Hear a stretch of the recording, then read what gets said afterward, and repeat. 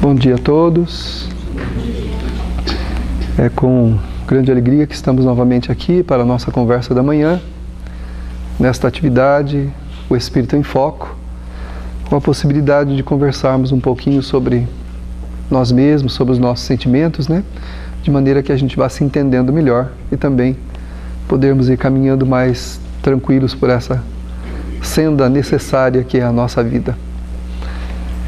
Lembrando sempre o que nos ensinam os benfeitores amigos, que a paz que a gente procura, a alegria, o bem-estar, a tranquilidade, ela acontece de dentro para fora e nunca de fora para dentro, né?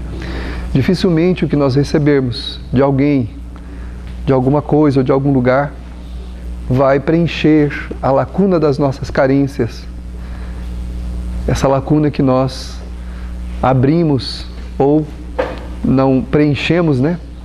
Por conta dos sentimentos que ainda não desenvolvemos e também reflexo dos débitos emocionais que nós trazemos de outras vidas, porque somos os mesmos, embora em corpos diferentes, somos as mesmas pessoas. Nós trazemos uma herança e essa herança está em nós. Então nós não temos como transferir a responsabilidade de nada, absolutamente nada do que nos aconteça para alguém ou para alguma coisa. Então Deus não existe. Se alguém é culpado de alguma aflição que eu estou experimentando, então Deus não existe. Então, porque... Tem um carro com luz acesa, um K prata 1320. Tem um K prata, acho que 1320, que está com a luz acesa lá fora. Então, se alguém é responsável pelas nossas dificuldades, mesmo tendo sido a pessoa o causador, se ele é o responsável, então Deus não existe. Que permitiu, sendo ele extremamente sábio, bom, generoso e amoroso, justo inclusive, permitiu que a gente passasse por alguma dor que nós não tínhamos nada a ver com ela, né? Então, ou seja, todos os eventos da nossa vida têm a ver conosco mesmo, com a nossa história, com aquilo que nós construímos ao longo do tempo e que hoje está conosco como uma herança de necessidades, muito mais do que de qualidade. Nós temos mais necessidades, né? Estamos aqui aprendendo, edificando sentimentos para a gente conseguir se planificar, preencher essas carências que nós trazemos, que faz a gente sofrer tanto, que faz a gente se colocar na dependência dos outros, né? Para ser feliz, que faz a gente se colocar na dependência de coisas, de alcançar isso, alcançar aquilo, ter esta ou aquela pessoa, estar aqui, estar ali, né? Na verdade, como disse Maria Dolores uma vez, ela disse assim: nós precisamos marcar entrevista conosco mesmo, precisamos estar na nossa presença. Nós fugimos da gente há muito tempo e por isso estamos sofrendo dificuldades, porque não nos conhecemos. Então, quando nós enfrentamos alguma coisa, nós nos deparamos com uma surpresa muito grande, que é a de não termos um sentimento apropriado para lidar com aquilo que a gente está enfrentando. Porque a gente não construiu, não edificou, né? Então, dando sequência aqui ao trabalho da Joana, ela está falando da incerteza do futuro. Nós estamos ainda falando do futuro, né? Se o passado é uma fascinação para muita gente, querer saber o passado, o futuro é uma incerteza. E quantas pessoas temem o futuro? Desesperadamente temem o futuro, né? E há aqueles que mesmo quando tudo vai bem, desconfiam que alguma coisa vai acontecer. A pessoa fala assim: está indo tudo muito bem, eu não sei não, acho que alguma coisa vai acontecer, né? Mas não aconteceu o quê? Quer dizer que não pode ir tudo bem? Como não, né? Não pode ir tudo bem? Claro que pode, pode e deve, né? As coisas devem ir tudo bem. Se algum evento acontece que não seja bom, ele precisa ser resolvido, nós vamos passar por ele, precisamos acomodá-lo em nosso coração e prosseguir, né? Até porque nós não temos futuro. Jesus falou: só tendes o dia de hoje. Jesus falou que a gente não tem futuro. O dia que nós temos para ser vivido intensamente é o dia de hoje. É esse agora, é nesse momento, que a gente tem que viver intensamente. Não preocupar. Uma coisa é ter ideais, né? A gente tem muitas ideias, mas ideais temos poucos, né? Então, ou seja, ideais, né? Os ideais, eles movimentam a vida, que são o que a gente chama vulgarmente de sonhos. Nós queremos chegar a algum lugar, queremos fazer alguma coisa, queremos conquistar isso, conquistar alguma coisa. Isso é perfeitamente normal, faz parte do progresso do espírito. da necessidade de chegar a algum lugar, né? Agora, não pode viver de sonhos, né? Negligenciar o presente, imaginando que amanhã alguma coisa mágica vai acontecer que vai trazer tudo aquilo que a gente sonha para a gente. É um engano. Nós precisamos ir trabalhando, edificando, fazendo a nossa parte. E a vida vai fazer a dela de acordo com a necessidade nossa, com os merecimentos e com aquilo que a gente mesmo programou no mundo espiritual para experimentar aqui. Então precisamos ter ideais, né? E caminharmos confiantes em Deus. Outro sentimento que a gente tem dificuldade. Confiança, né? A gente fala que confia em Deus, mas não temos tanta confiança assim não. Nós entramos em desespero. Se a gente se desespera, é porque falta-nos ainda a confiança em Deus, né? Agora, é claro que eu não posso cruzar os meus braços.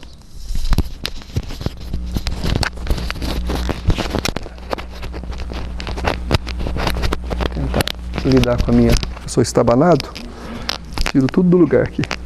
A gente não pode cruzar os braços e falar que está confiando em Deus. Isso não é confiar em Deus, né? Isso é acomodar-se. Então a Joana diz aqui, ninguém se pode evadir do processo de crescimento interior. E esse imperativo de evolução apresenta-se com dúvidas a respeito de como enfrentá-lo e que fazer enquanto o aguarda, né? Então nós vamos crescer interiormente, nós não temos como fugir disso, a evolução é um determinismo.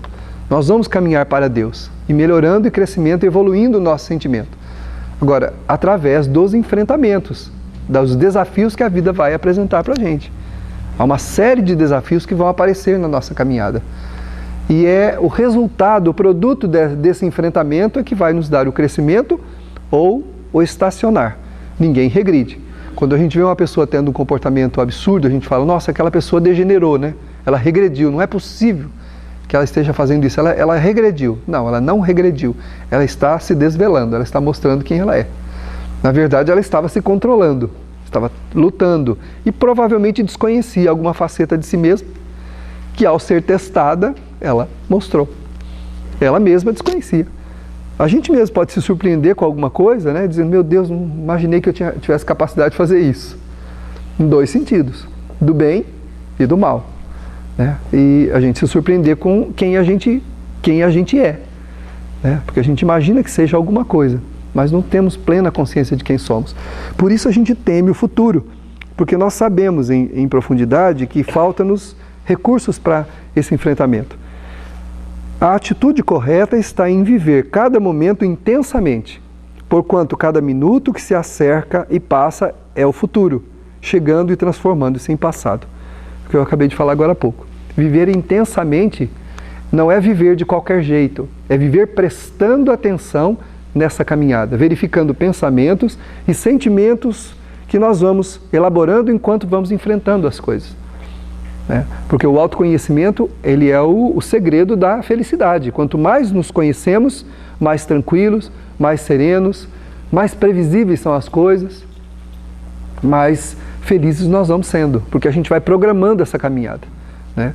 A gente não pode esperar que uma atitude intempestiva surja de nós, ou um ato repentino apareça e a gente cometa uma atitude que a gente não queria fazer para depois lamentar só o que passou.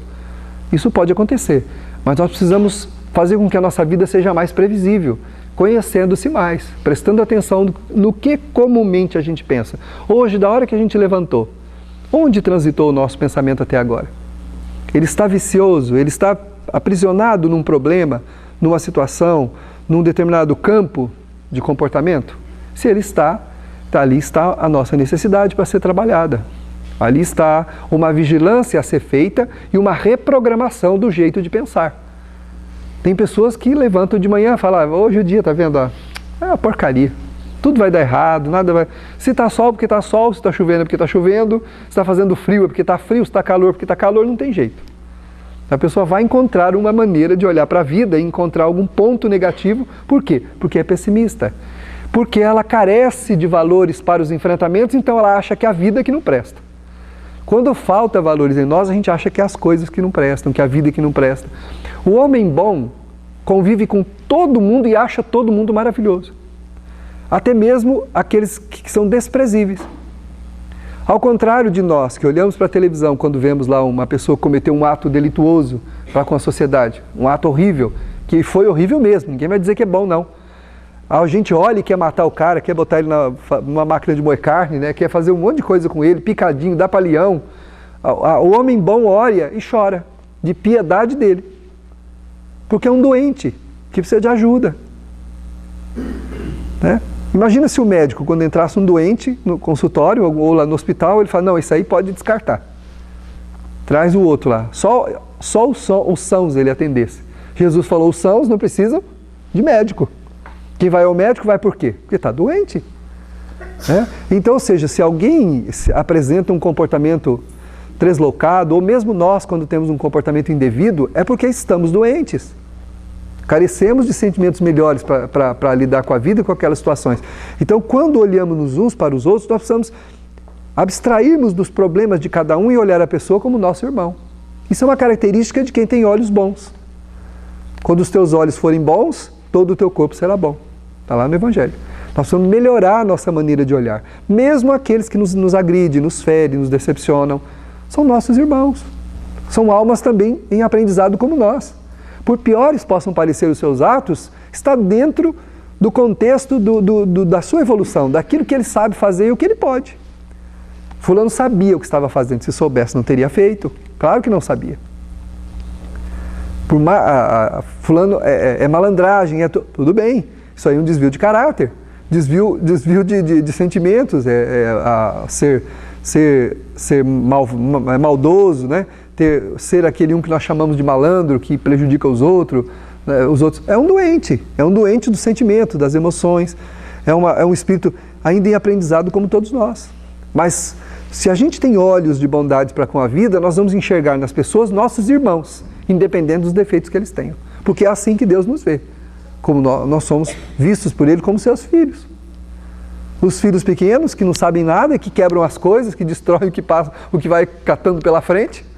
E os filhos maiores, que já ajudam a cuidar da casa, inclusive dos irmãozinhos mais novos. Não é assim? Nós temos os nossos benfeitores que cuidam da gente. Eles são os nossos irmãos mais velhos.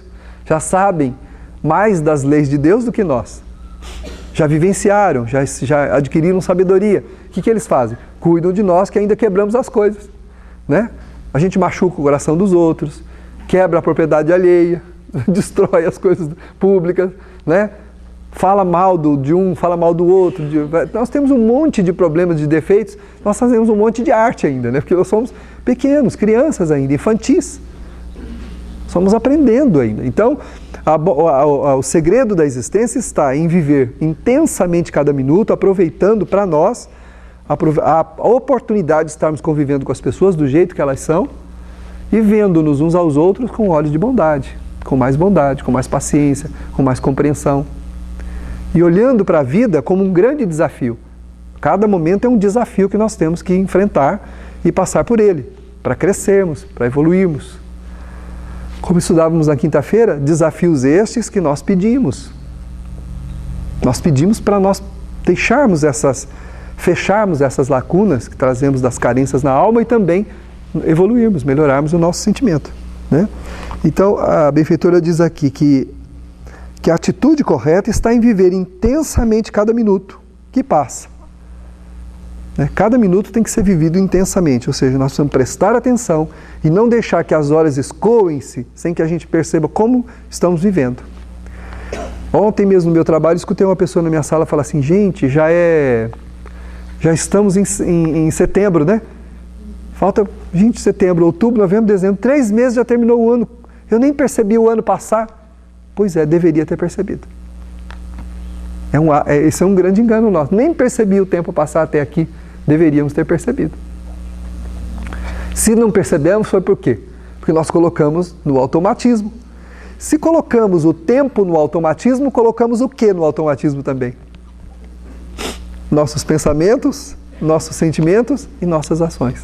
Também ficou tudo no automatismo. Com alguns momentos de lucidez, quando somos cutucados pela provação. Quando é que a gente dá conta do tempo?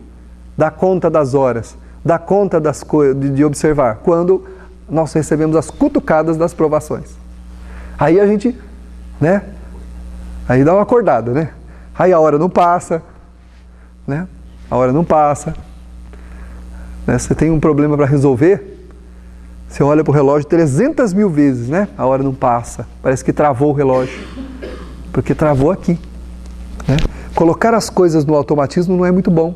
Nós precisamos prestar atenção nessa caminhada, para que a gente aproveite cada minuto intensamente para vivê-lo bem, recondicionando a alma, porque nós trazemos a alma viciosa, cheia de defeitos. Né? A nossa visão da vida não é uma visão otimista. A nossa percepção a respeito dos nossos irmãos não é uma percepção elevada, é uma percepção restrita e muito apropriada aos sentimentos que a gente tem, que faz a gente ver as pessoas com olhos negativos em relação a tudo que acontece. Então, se nós não prestarmos atenção, esse futuro que nós tanto tememos, ele vai chegando e passando e a gente não vai percebendo. Aí chega com 90 anos, né? Quem chegar a 90 anos vai falar, meu Deus do céu, onde eu estive esses 90 anos que eu não vi esses 90 anos passar? Sabe, gente, falar isso também. Minha vida passou muito rápido, eu não vi minha vida passar. Ué, mas onde eu estive então? Onde eu estava enquanto a minha vida passava? É o grande perigo de nós ficarmos aguardando o futuro e deixando o presente passar. Acreditando que vai acontecer alguma coisa mágica que vai mudar o futuro.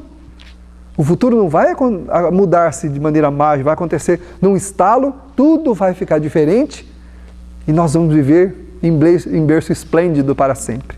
Não é isso que vai acontecer. O futuro é uma construção e ele acontece em cada momento que nós vamos vivenciando. Né? Cada momento que nós vamos vivenciando. Então é preciso prestar atenção no presente, no que eu estou vivendo. Para que depois eu não faça essa pergunta. Onde eu estava? Nesses 80 anos, nesses 90 anos, nesses 50 anos, nesses 40, nesses 30. Onde eu estava? Pois é. Estava em si mesmo, só que estava ausente. Deixou um bilhetinho, fui. Não sei quando volto. Né? Aí quando volta... Mesmo nas fases ruins tem que ir registrando, né? Tem que ir registrando.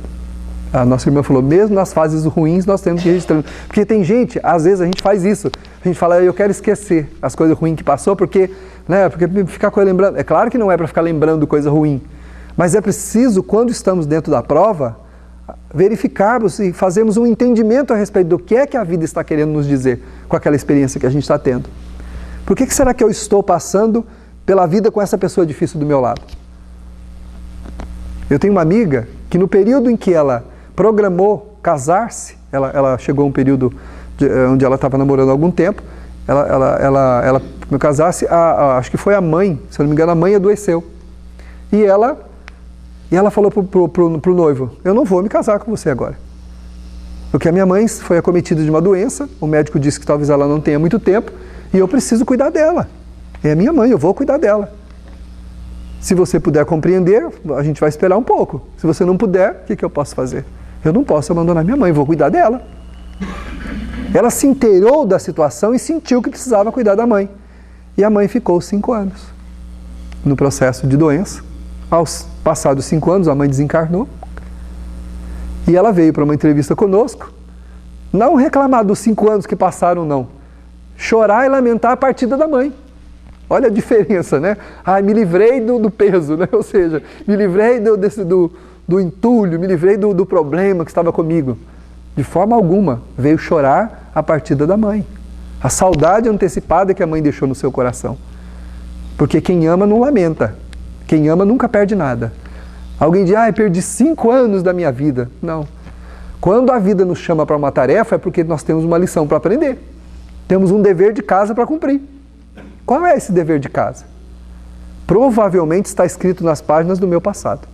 Se eu voltar o tempo, as páginas, vou encontrar lá na página 21 da história da minha vida, está lá o porquê.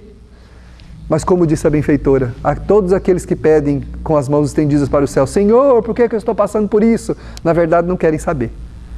Porque se Deus informasse, provavelmente enlouqueceriam. Quando perguntam isso é porque não querem saber. Perguntam porque quer lamentar, quer chorar e quer se fazer de vítima e reclamar. Porque se Deus respondesse mesmo, a pessoa provavelmente enlouqueceria. A gente não sabe o que é que levou a gente àquela provação. Aquele contexto que está exigindo de mim, naquele momento, um esforço, uma dedicação, alguma coisa. E engraçado que quem tem essa consciência, como ela tinha, não sentiu que estava perdendo coisa nenhuma. E ela dedicou esses 5 anos à mãe, com todo afinco, com todo carinho, e estava chorando a partida da mãe. Saudade antecipada da mãe, que acabou de partir. Não perdeu nada. Né? Aí vem o outro e diz assim, faz 10 anos que aquele traste foi embora. Ué, se era um traste, por que você está reclamando que faz 10? Contou até os anos que ele foi embora. É porque não era um traste. Ele só não correspondia aos seus anseios, não correspondia às expectativas do teu sentimento. Mas não é um traste, senão você não se lembrava, mas não estaria lembrando mais dele, né? Ou seja, ficou para trás, né? Como aí? Então, nós precisamos tomarmos ciência de quem somos, do porquê que nós estamos naquela experiência, naquele momento. O acaso não existe, ou então Deus não existe também. Por que que um tem uma vida diferente do outro, um passa por um tipo de provação e o outro não? Por que que um tem um enfrentamento e o outro não? Muita gente pergunta, por que que as pessoas más prosperam e às vezes gente boa não prospera? O futuro vem trazendo cada vez mais problemas, dificuldades, enquanto que o outro que é mal prospera, cresce e evolui. A este que evolui, que cresce, que prospera, está sendo dada a oportunidade, porque é um espírito vicioso, para tentar ver se eles, valendo-se de alguma coisa que ele tenha nas mãos, ele faça alguma coisa melhor do que já fez. E provavelmente vai responder pelo mau uso do que está fazendo agora. Como nós, que provavelmente não temos e estamos reclamando, já tivemos e já usamos mal, e agora não temos. Tudo aquilo que a gente negligencia, usa mal ou não valoriza, transforma-se numa carência, né? Transforma-se, vou colocar em roxo, né? Transforma-se numa carência, uma lacuna que fica-nos na alma clamando solução. E aí vem o enfrentamento para poder, o desafio para vencer essa carência. A gente pede para Deus, Senhor, me dê paciência. Ele não pode fazer isso. Porque a paciência é uma virtude que eu tenho que conquistar. Já cansei de falar isso e brinco com isso, né? O dia, se você levantar de manhã e pedir, Senhor, me dê paciência, você vai ter o pior dia da sua vida. Porque Ele vai te dar toda a oportunidade de treinar a paciência naquele dia. Você vai levantar de manhã, já vai tropeçar no tapete, vai chutar o gato, vai queimar a boca no café, e vai chegar lá e no serviço alguém já vai te atazanar a paciência, né? E se não estiver chegando no serviço, escorregar numa poça d'água, tiver que voltar em casa para trocar de roupa. Coisas do tipo. E por aí vai. Porque a paciência é um sentimento que precisa ser exercitado. Não é alguma coisa que nós podemos receber de graça, porque graça não existe. As religiões pregam a teoria da graça, que é na verdade a teoria da injustiça, embora nós respeitemos profundamente. Quando alguém recebe uma graça, é porque já estava engraçado já.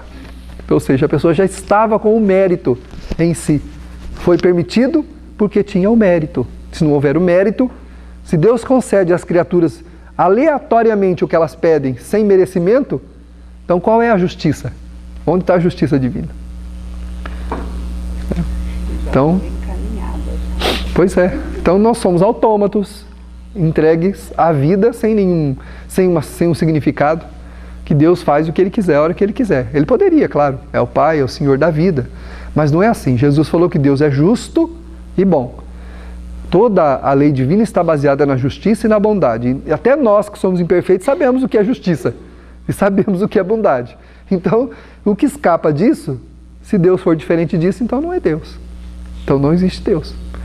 Né? Jesus falou, se o teu filho te pede uma pedra, te pede um pão, você não dá uma pedra. Te pede um peixe, você não dá uma serpente para ele. Aí ele diz, se você quer mal da boa coisa ao seu filho, quanto mais o Pai que está nos céus. Então Deus não concede nada de mal aos seus filhos.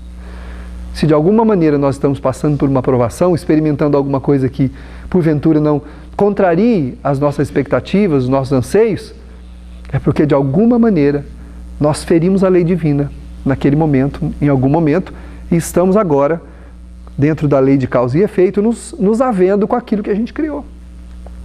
Com toda a proteção divina. Ontem ainda conversávamos aqui no curso, nós demos risada com a opinião do Armando, né? O Armando, ele é engraçado no momento que ele fica, mas não é possível, isso não pode ser assim. isso não sei o quê. Aí tem um momento lá que o cara que botou fogo no próprio pai renasce lá com um problema de pele, né? Eu não sei se é eczema, alguma coisa, né? Ou fogo selvagem, algum. Ele falou assim, mas isso é muito pouco. Ele queimou o pai. Vai nascer só com esse negocinho aí, né? Só com essa... Pois é, meu filho. Só que a gente não tem ideia do que aquele negocinho, o reflexo daquilo no sentimento dele. Tem gente que é todo manchado, né? Eu sou sartento, eu tenho mancha para todo lado. Não está nem aí. E tem outro que uma pinta na pele é um problema sobre-humano. Se tem uma pinta na pele, ele eternamente, né? Tudo, se ele vai olhar para o espelho, vai ver o rosto, vê a mão. Mas você não está olhando para o rosto? Mas estou vendo a pinta na mão. Destacou. Será esse negócio? E fica preocupado com a pinta e aquela... E o outro não tem um monte e nem está, né? Então ele não tem ideia do que as dificuldades que a gente enfrenta, o reflexo delas sobre o nosso sentimento.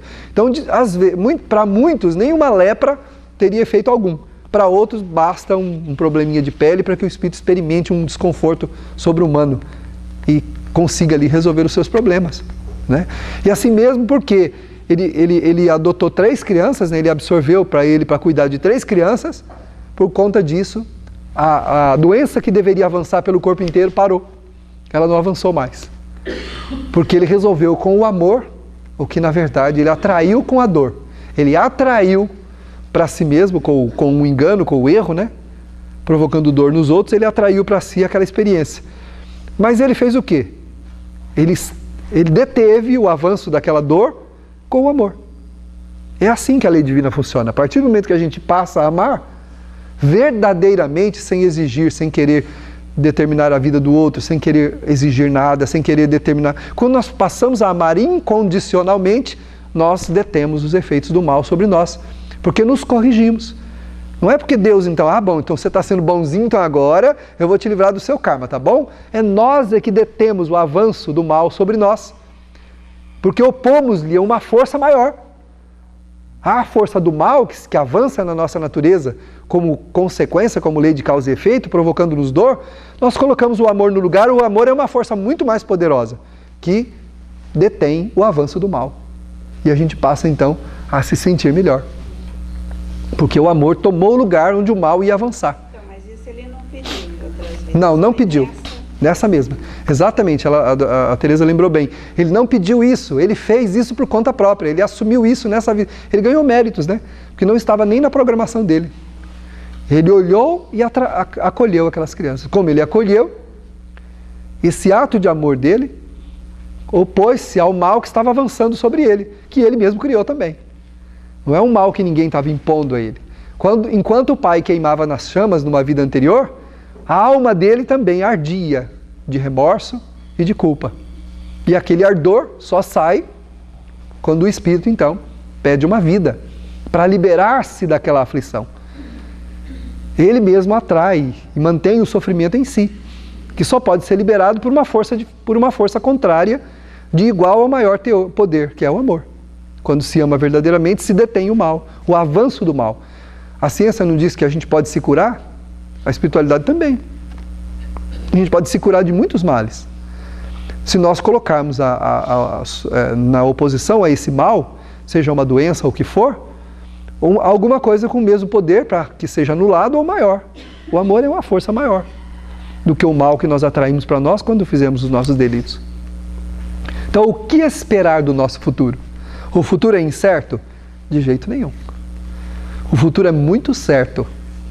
Nós só não sabemos como e quando esse futuro acontecerá. Por quê? Porque nós só temos o dia de hoje. Então nós temos que nos preparar a cada momento, construindo valores novos, aproveitando a prática do bem para reformarmos a nossa natureza. Como aquele homem que tinha a ardência provocada no pai sobre a própria consciência, que começou fisicamente a avançar sobre o seu corpo. Mas como ele deliberou e decidiu amar, ao invés de se lamentar e blasfemar contra Deus e reclamar da sua vida, ele resolveu amar. Quando ele resolveu amar, a doença parou. Ela se deteve. Não avançou mais.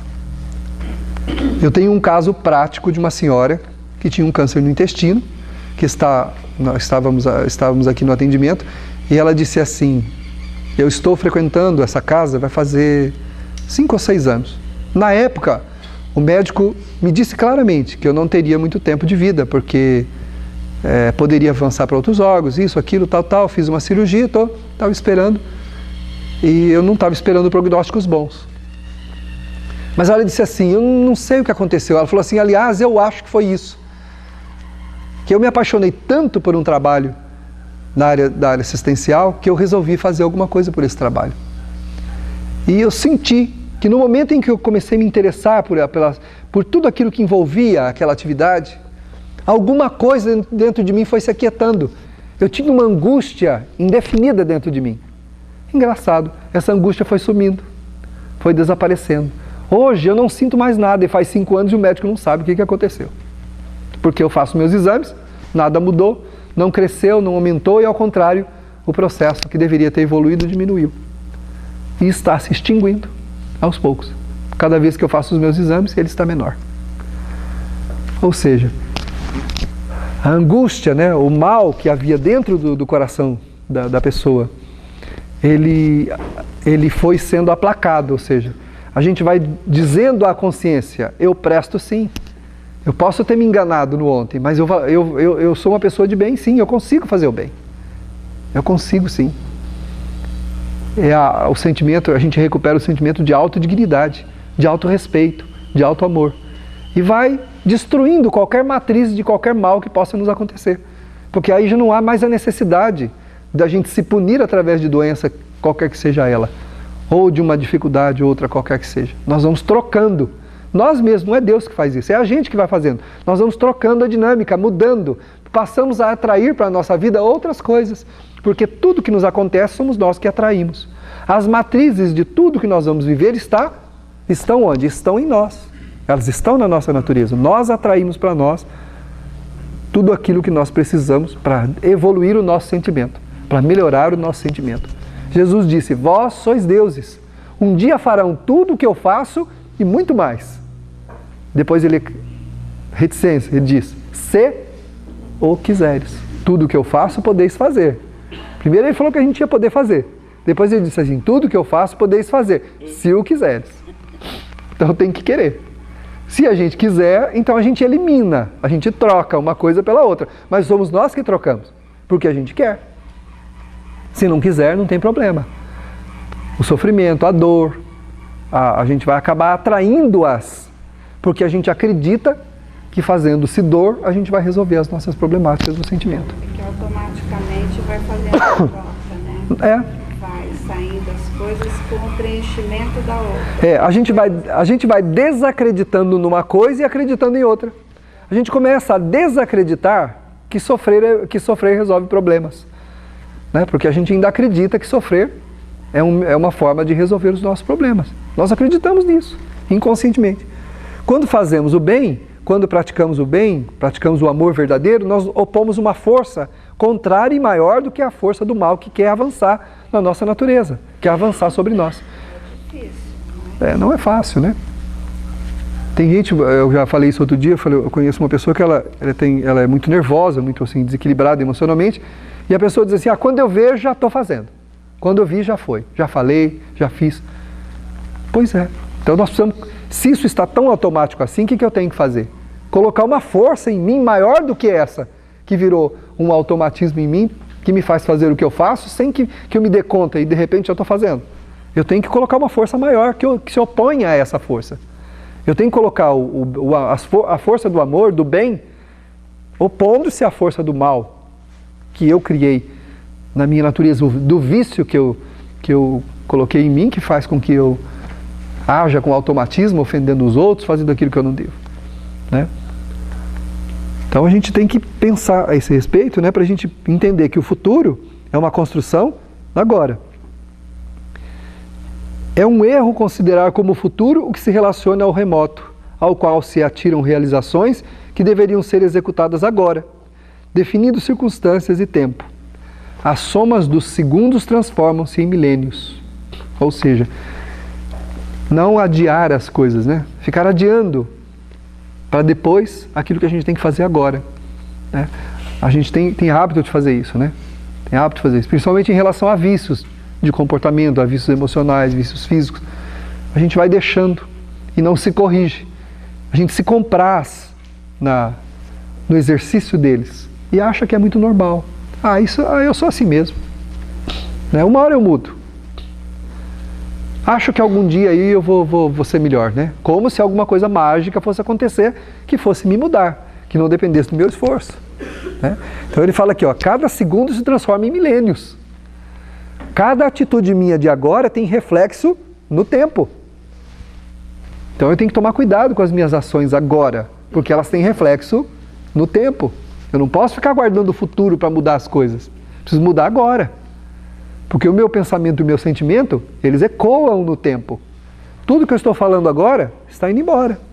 E os efeitos disso, a minha consciência vai cobrar lá na frente. Mas você falou, por que não fez? Então, ou seja, né? Eu sempre digo que o ouvido mais próximo da minha boca é o meu. Então, em primeiro lugar, eu tenho que fazer isso. E eu vou projetar isso no tempo, consciencialmente falando. É mais exequível realizar assim cada pequeno lapso de minuto do que aguardar a sucessão dos anos. Quando se deseja realmente fazer algo, estabelece-se horário e define-se a ocasião. Quando nós queremos alguma coisa que nos interessa, a gente programa tudo, com riqueza de detalhes. Se você vai fazer uma viagem para o exterior, aquela viagem dos seus sonhos, você sabe cada minuto, em cada hora onde você vai estar nessa viagem. Às 10 horas e 8 minutos eu vou estar entrando no Coliseu. Né? Às 16 horas e 35 minutos vou estar tomando um chá na Champs-Élysées, lá em Paris. Que beleza. Né? Sábado, às 17 horas vou estar tomando um banho na cachoeirinha lá do sítio do meu avô. E vai. Programamos. O que interessa a gente programa, né, metodicamente. Nós não fazemos isso em relação aos sentimentos, à nossa moral. Nós não temos essa preocupação. A gente deixa o barco correr. A hora de ele parar, tá bom. E se ir para a cachoeira, é o que a gente faz. E se nesse rio que a gente soltou o barco tiver uma cachoeira, eu deixo para me preocupar que chega lá perto. Na hora que chegar lá perto, a correnteza é mais forte, a água é crespada, tem pedras, pode ser que eu não consiga dominar o meu barco. Aí eu vou para dentro da cachoeira mesmo. Quanta gente precipita-se na vida em problemas por imprevidência, por coisas previsíveis que podiam ter sido vistas na caminhada, porque deixou o barco embora. Tem vários pensamentos, tem várias formas de falar isso que eu vou falar, né? Mas um pensamento é esse, né? A gente vai fazendo tudo errado e quer que lá no final dê tudo certo, né? Depois Deus ajuda. E aquele que compra, você faz em conta se o que ele está comprando dá com o que ele ganha. Então, ou seja, ele ganha tanto, só poderia comprar até tanto. Vai comprando. Depois eu vejo. Aí na hora de pagar, aí o barco foi para a cachoeira. Não tem jeito. Nas águas crespadas da falta do dinheiro, não tem o que segura esse barco. Vai para o buraco mesmo. Não tem jeito, né? Vai para o abismo.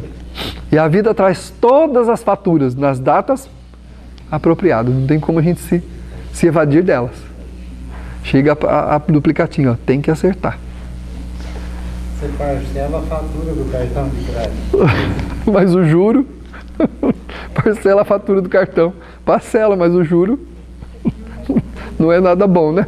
Então a gente precisa ir se dando conta das coisas enquanto elas estão acontecendo, né? Não é ficar adiando as coisas. Quando é que eu pretendo me acalmar diante de todos os meus enfrentamentos? Será que toda vez que eu tiver uma notícia, eu vou entrar em crise? Eu vou ter um chilique? Eu vou entrar em desespero? Quando é que eu vou me atentar de que a vida é feita de desafios? De que nada acontece se não dependeu de mim, se não fui eu que criei aquela situação agora, não fui eu que participei, como eu falei agora. Eu vou lá e compro, depois vou chorar porque não tem dinheiro para pagar. Foi uma imprevidência minha. Mas pode acontecer da vida trazer uma cobrança de alguma coisa que nesse momento eu não fiz. A duplicata é muito alta, mas onde eu fiz isso? Em que tempo eu fiz essa... Onde que eu fiz essa dívida que eu não sei? Está no tempo. Está lá na página 21 do livro da vida. Né?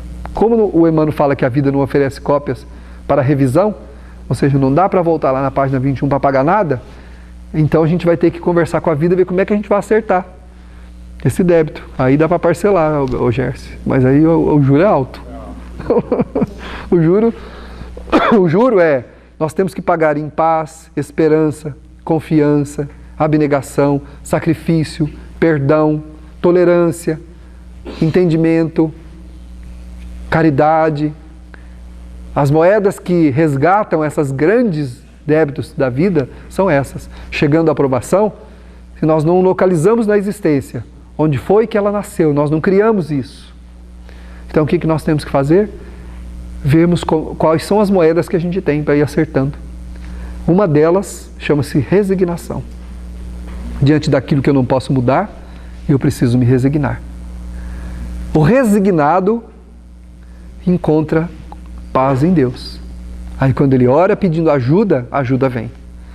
Aí foi o que nós comentamos segunda-feira. A gente reclama que a vida nos tira alguma coisa, materialmente falando. Mas o que é aquilo que a vida nos tira? Tem alguma coisa no mundo material que é nosso? Não. Então tudo é de Deus. Então significa que se eu tiver que entregar um bem meu para acertar alguma coisa que não fui eu, não, fugiu as minhas previdências, e eu tenho que acertar, significa o quê? Que Deus está me dando um patrimônio para que eu pague uma dívida que é minha. Olha só. Ele pega um patrimônio dele e me dá para que eu pague uma dívida que é minha. Olha a grandeza disso. Temos que agradecer por ter aquele bem, para poder resgatar aquele débito. Porque tudo é dele. Eu teria que eu resgatar o débito que eu contraí. Mas o que ele faz? Ele pega alguma coisa que é dele, me dá e fala, agora pode me pagar. Agora você paga o seu débito. E para dar, e para soltar. Né? Porque a gente agarra, quando ele nos dá, a gente fala, agora é meu. Agora é meu. Com a boca bem cheia, meu. Né? Tudo meu. Não é meu coisa nenhuma, não tem nada meu. É dele, ele me emprestou. Olha, Deus te dá a moeda dele para que você pague uma dívida sua. Olha que coisa interessante. Né? Eu devo para o Pupim, ele pega um pacote de notas lá e me dá e fala, agora me paga. Eu não vou, não, e agora? Não, mas o dinheiro é meu filho, me devolve. A dívida é sua, mas o dinheiro não é teu não, o dinheiro é meu. Me dá aí de volta. Aí a gente solta, né, querendo não soltar, vai abrindo a mão devagar, né, ele tem que forçar assim, aí solta. Igual a criança quando não quer compartilhar o brinquedo com o amiguinho. Você tem que botar o pezinho na goelinha do bicho e puxar assim, a mãozinha estica que nem borracha. Aí solta, e ele chora, desesperado porque perdeu o brinquedo. Aí dá para o amiguinho brincar. É assim que a gente faz, a gente gruda nas coisas que não é nossa, que é tudo do pai, para pagar a dívida que é nossa. Dívida nossa. Agora, se a gente adquirir valores espirituais, através do bem, da prática do amor e da caridade, nós vamos nos tornando desprendidos. Ser desprendido não é ser relapso, não é não cuidar do que a gente tem, não é não cuidar das coisas, não é jogar as coisas fora, não é isso. Quem é desprendido é alguém que sabe o valor que as coisas têm para o seu crescimento e não apega-se a elas como se elas fossem patrimônios da sua vida, que não são. As coisas que nós temos, nem as pessoas são nossas, né? A gente fala que é o meu filho. Que é filho de Deus, não é filho nosso. Está conosco. É uma alma que vem vindo conosco há muito tempo, é um grande amor da nossa vida. Pode ser também um problema espiritual nosso, um débito, mas geralmente são amores que voltam com seus defeitos e tal, mas não são nossos. Não são nossos. Não são nossos de jeito nenhum. Né? E nós contávamos na palestra lá na quarta-feira lá em Salgado, né? Da mãe que aos 8 anos perdeu o filho de 8 anos e estava brigando com Deus porque Deus traiu ela. Tomando o filho dela com 8 anos, Deus tirou o meu filho. Foi quando a benfeitora disse assim, não, Deus não tira nada de ninguém. Foi a senhora que o devolveu à vida e fazendo o maior ato de amor que alguém pode fazer. O maior ato de amor que alguém pode fazer, porque a senhora aceitou recebê-lo e devolvê-lo nessa idade. Foi a única pessoa que ele encontrou no mundo espiritual que podia atendê-lo.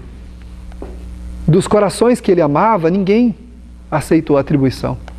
Imagina você vir para a Terra, gestar um filho e aos 8 anos entregá-lo de volta. Isso para nós que somos apegados, ainda vinculados a esse mundo, é uma dor muito grande. Nós não queremos fazer isso. Mas por amor a gente faz. E ao contrário do que a senhora está imaginando, esse foi um ato de grande amor.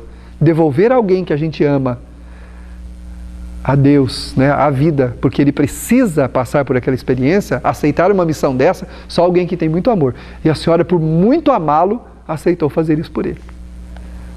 E aí ela chorou copiosamente e disse assim, eu sentia que era assim. Ou seja, a gente sabe que é assim, mas a gente não quer aceitar.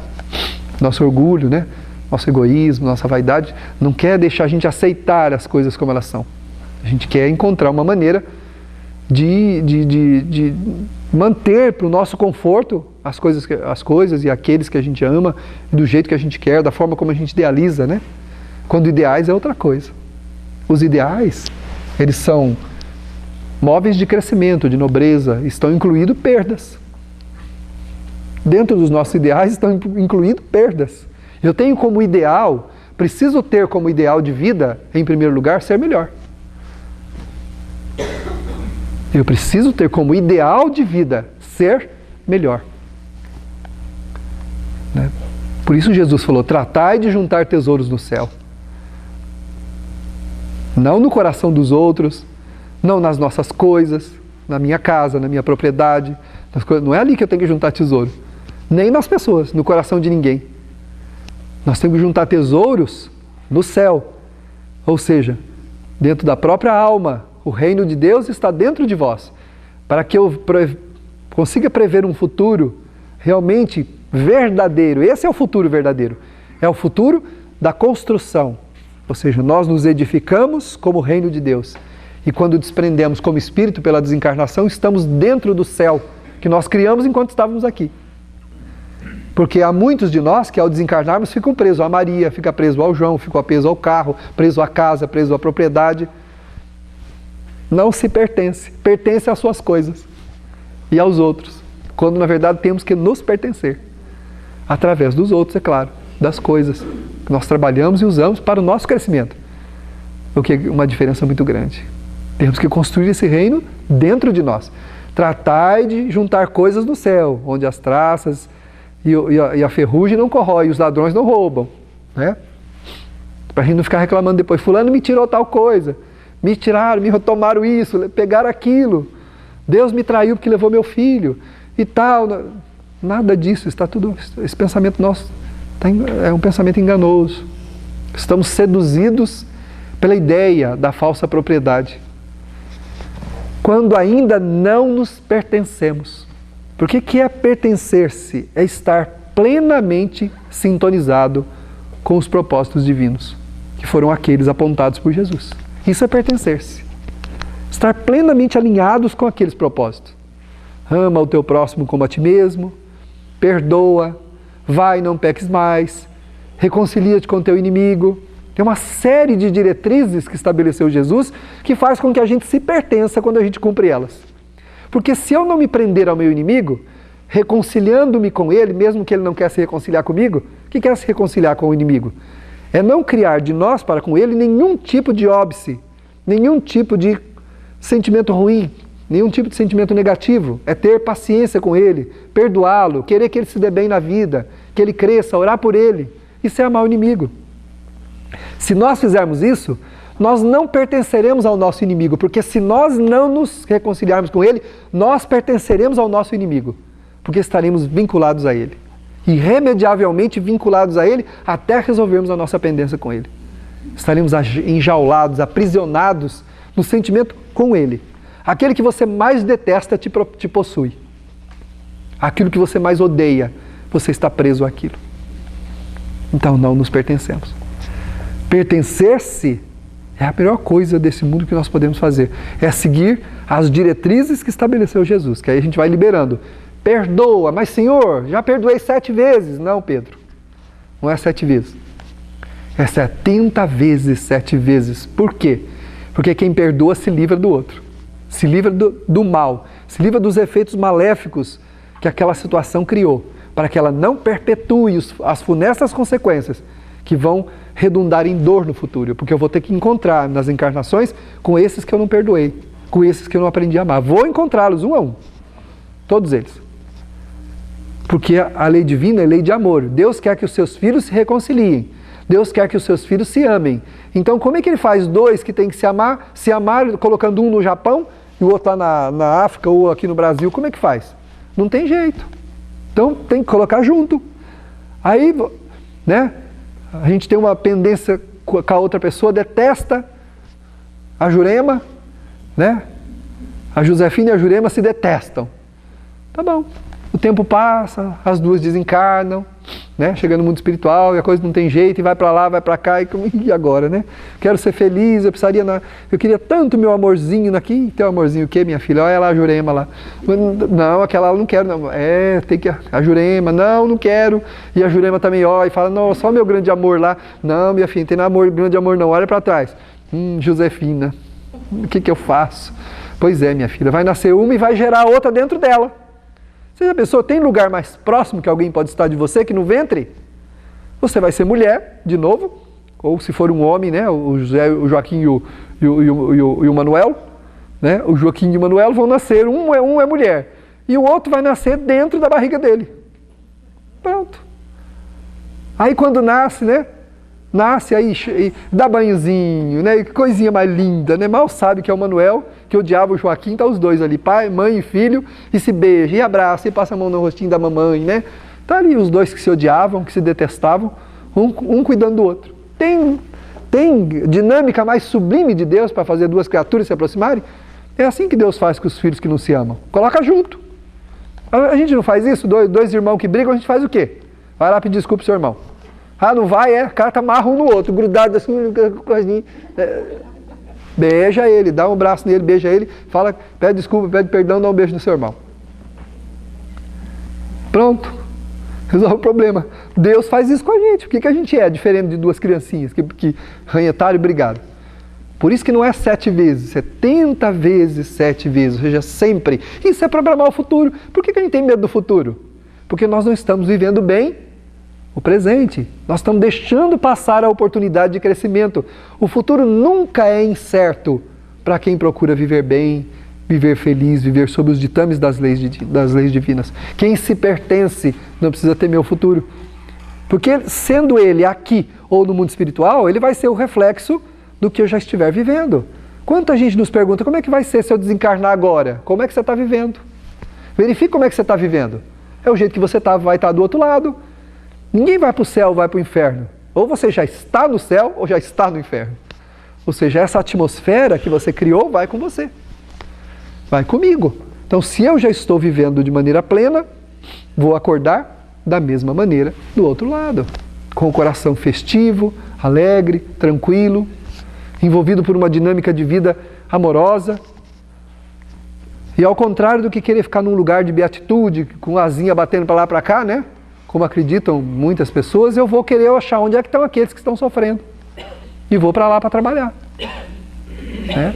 Porque numa grande calamidade, se você tem uma calamidade muito grande, né, uma calamidade pública, uma coisa onde aconteceu aí uma intempérie, aqueles que estão melhorzinhos vão ajudar os outros que estão machucados, que estão com dificuldades. Não é assim? Depois de um terremoto, como aconteceu no Japão, a gente viu gente que perdeu tudo ajudando a salvar alguma coisa dos outros que ainda tinham alguma coisa. Mas por que eu vou ajudar ele a salvar? Eu perdi tudo. Deixa ele perder também. Ao contrário, as pessoas que têm sentimentos bons, recuperando-se das suas dificuldades, olham para o lado, vê o que tem que fazer, o que eu vou fazer para ajudar meu irmão. Não vou ficar aqui chorando, me lamentando, não. Vou ajudar ele a salvar o dele, a parte dele. Porque não tem egoísmo, porque não tem orgulho. Porque já está vivendo sob o direcionamento apresentado por Jesus. Isso é pertencer-se. E só quem se pertence pode fazer isso. Só quem se pertence pode perdoar, pode compreender, pode tolerar, pode ter paciência. Agora, quem pertence às coisas, está diluído em tudo que vive, esse tem dificuldade mesmo. Né? Esse tem os seus problemas para serem vencidos. Quando não se deseja inconscientemente fazê-lo, estatue-se um dia na primeira oportunidade, e esse dia, essa oportunidade nunca existirão, porque não foram definidos. Assim também é esse futuro, não delineado, vazio e ameaçador. Quem não quer fazer sempre tem uma desculpa. Um dia eu faço, um dia eu vou. Num desses momentos aí, na primeira oportunidade eu faço. Vai dar certo. Ou então tem aquela, né? O cara é otimista. Não, vai dar tudo certo. E dá tudo errado. Mas eu fui otimista. Mas foi otimista, mas fez alguma coisa?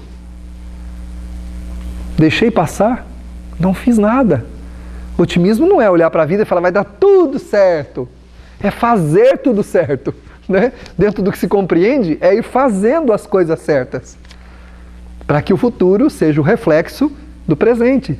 De cada minuto, de cada ação, de cada pensamento e cada sentimento. Não é olhar para a vida só e dizer assim, vai dar tudo certo. Eu confio em Deus. Tá bom, isso já é um primeiro passo. Mas é fazer tudo certo, dentro do que se pode compreender. É agir de maneira construtiva e não destrutiva, para que esse futuro seja a projeção das minhas ações de agora. Né? E aí eu não preciso temer. Se você perguntar a uma pessoa benemérita, que tem um coração voltado para as atividades do bem, o que ela pensa do futuro, ela vai te responder, o futuro a Deus pertence. Agora o presente é meu. E eu vou fazer a minha parte. Né? Eu tenho que fazer o que eu devo fazer. Realmente.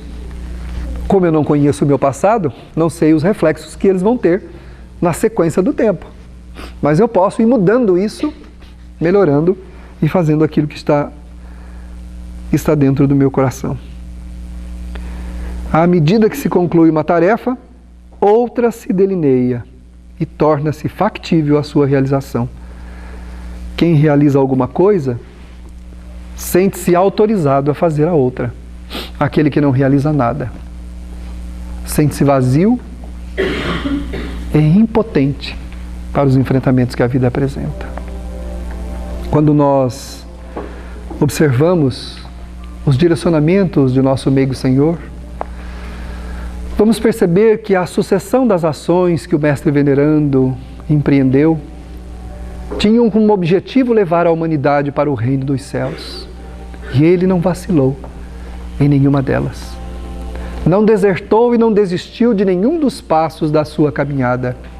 Foi afrontado, foi humilhado, foi destituído diante do olhar dos homens de toda a dignidade possível e compreensível. Mas permaneceu digno diante de Deus. Não feriu a ninguém. Não se opôs ao ódio e à maldade de ninguém. Apenas ensinou o amor, que é o que nós devemos fazer com a nossa caminhada. Se queremos preparar um céu dentro de nós, se queremos viver num futuro perfeitamente previsível e construído em nosso coração, ouçamos os seus conselhos amorosos, que nos ensinam a amarmos os nossos irmãos. Ouça, coração querido, este é um tempo em que devemos buscar ainda mais nos encontrarmos conosco mesmo. Há uma entrevista marcada em nosso coração há muito tempo, mas nós nunca comparecemos, porque teremos que estar na presença de nós mesmos, observando-nos como somos, para ouvir da própria consciência os direcionamentos que nos libertarão do egoísmo, da vaidade de sermos cultuados no coração dos outros, para assumirmos os deveres diante da existência, de construirmos um lugar especial dentro de nós, para abrigarmos todos os nossos irmãos, mas que deve iniciar agora, no presente, para que aos poucos cada criatura se acomode tranquilamente nos aposentos da nossa alma. Devemos abrir mão da ideia infeliz de querermos habitar no coração dos outros. Se eles desejarão nos receber em suas almas, eles é que nos dirão Mas nós temos o dever de abrigar a todos. Até mesmo aquele que bate à porta da nossa casa pedindo um pedaço de pão. Aquele que muitas vezes expulsamos porque nos incomoda, porque nos tira do comodismo. Ele está tentando nos avisar que é preciso se movimentar para deixarmos definitivamente o que nos faz sofrer, a solidão. Obrigado, Senhor. Permaneça ao nosso lado, agora e sempre. Assim seja.